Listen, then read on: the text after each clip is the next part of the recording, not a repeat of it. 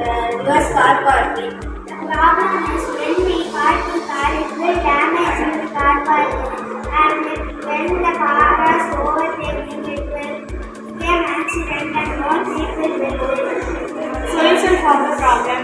When we insert the reverse car parking system in our car, it helps to driver good plan to park the car in a correct way, and when the overtake get alert, and it helps to driver stop the accident.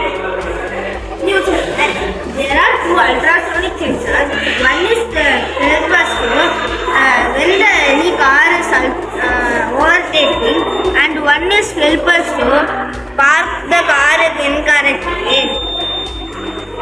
There is one buzzer that is help when we are driving. The car is overtaking. The buzzer will alert the driver. The LED is used to alert the driver more than buzzer. In future,